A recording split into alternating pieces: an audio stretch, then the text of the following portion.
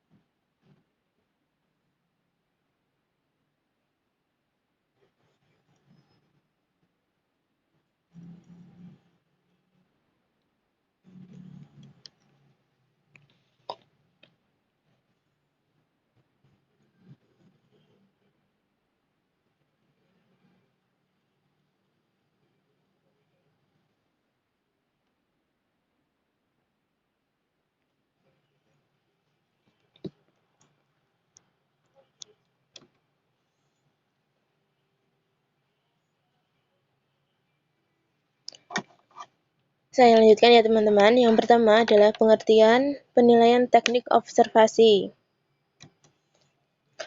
Observasi adalah cara pengumpulan data atau informasi melalui pengamatan langsung terhadap sikap, pengetahuan, dan keterampilan anak. Jadi, penilaian observasi adalah instrumen penilaian yang digunakan di PAUD yang cara menilai dilihat secara langsung terhadap sikap dan aspek perkembangan anak. Kemudian yang selanjutnya ada proses penilaian teknik observasi.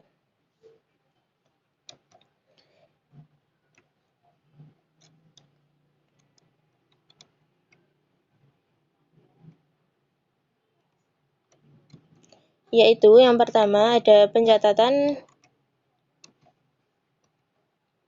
Yang pertama yaitu observasi itu sendiri, yaitu kegiatan untuk mengumpulkan informasi mengenai anak melalui pengamatan.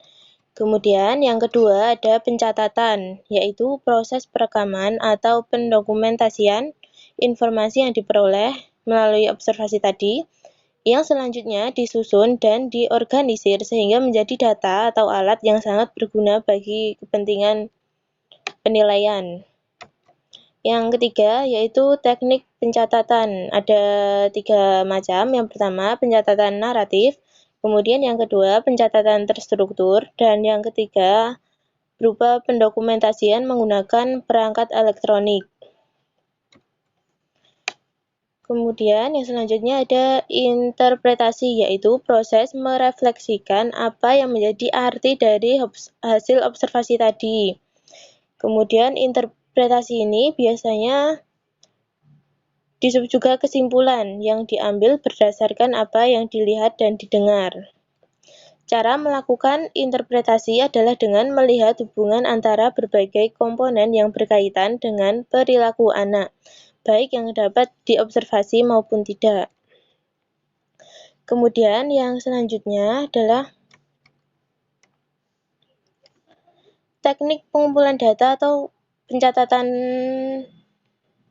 teknik observasi ada 5. Yang pertama ada anecdotal record atau catatan anekdot, yang kedua ada running record atau catatan berjalan, yang ketiga ada checklist, yang keempat ada time sampling, dan yang kelima ada event sampling.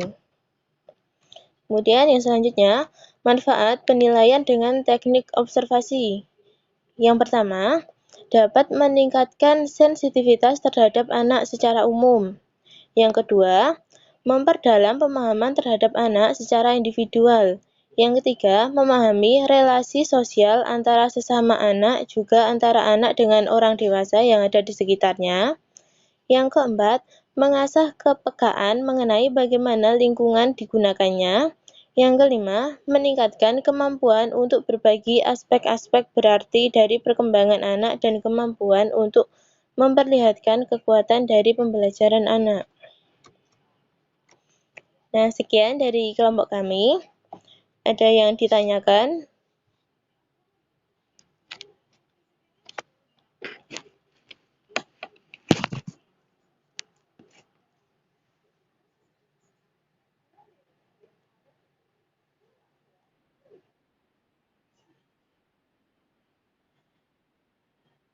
Ya.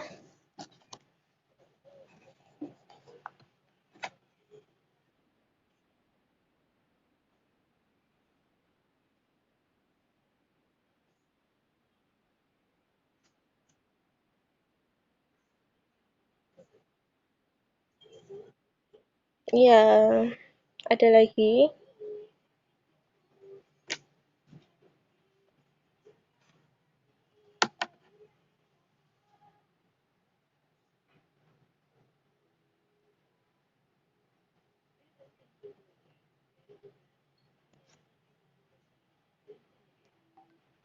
Ada lagi teman-teman?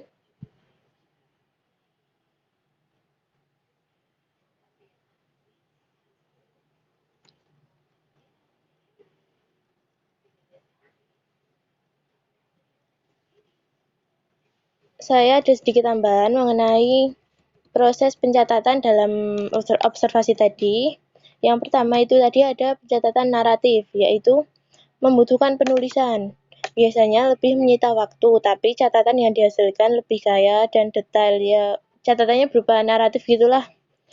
Kemudian yang kedua tadi ada pencatatan terstruktur, yaitu pencatatan yang tidak membutuhkan penulisan, biasanya lebih cepat dan mudah untuk dilakukan, tapi kurang memberikan informasi dan gambaran mendetail tentang anak. Yang ketiga tadi pendokumentasian ya berupa menggunakan alat elektronik, hasilnya itu berupa foto, rekaman suara maupun video. Nah, biasanya pendokumentasian ini digunakan sebagai pelengkap atau lampiran saja.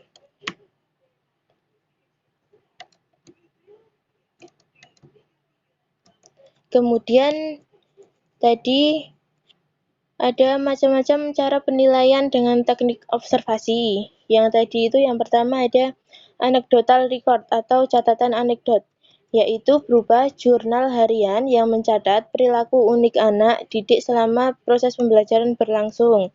Catatan ini biasanya berupa uraian fakta yang menceritakan situasi yang terjadi, tingkah laku anak, dan ucapan anak selama proses pembelajaran. Kemudian yang kedua ada running record atau catatan berjalan. Catatan ini memuat kejadian secara rinci dan beruntun. Biasanya pengamat melakukan pencatatan secara terus-menerus selama kegiatan pembelajaran. Kemudian yang ketiga ada checklist, berupa daftar catatan tentang sesuatu hal yang menjadi rujukan untuk mengecek apakah sesuatu terjadi atau tidak. Biasanya ini sudah dibuat daftar, kemudian nanti si pengamat tinggal mengisi checklist. Yang keempat ada time sampling, yaitu pengamatan yang menunjukkan kekerapan suatu perilaku terjadi. Pada time sampling ini, penilaian akan terfokus pada waktu dan keseringan anak dalam memunculkan perilaku yang diamati. Kemudian ada event sampling, yaitu pengamatan yang memberikan kesempatan kepada pengamat untuk menunggu, kemudian mencatat perilaku yang sudah dipilih terlebih dahulu. Jadi pengamat melakukan pengamatan secara keseluruhan, Kemudian baru akan mencatat perilaku-perilaku yang dirasa dibutuhkan. Sudah cukup sekian tambahannya. Ada yang mau ditanyakan? Atau kurang paham?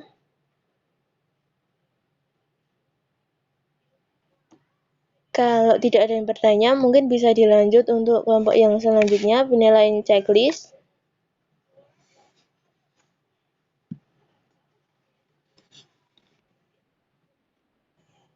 Dan mohon maaf karena belum bisa share screen, karena tadi ada masalah sedikit.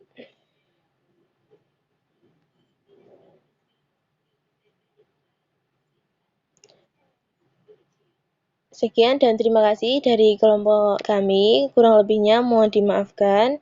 Bila ada pertanyaan bisa menyusul. Terima kasih. Wassalamualaikum warahmatullahi wabarakatuh. Baik teman-teman, saya Muslimah mewakili dari kelompok observasi.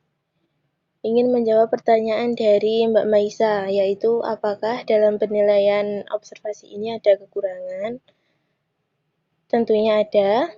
Yang pertama yaitu biasanya banyak kejadian-kejadian yang tidak bisa dilihat si pengamat, seperti kehidupan pribadi si anak tersebut maupun kegiatan di rumahnya seperti apa, terus sifat-sifatnya kalau di rumah seperti apa, seperti itu.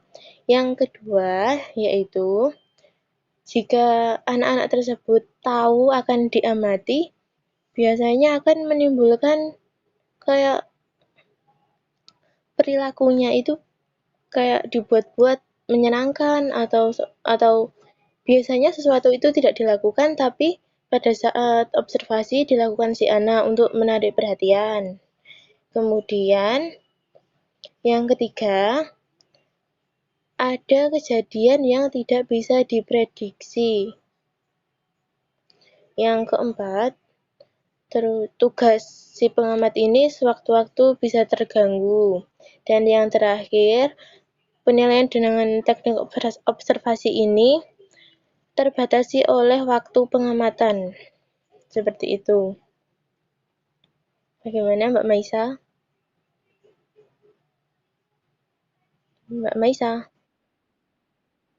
Sama-sama. Ya,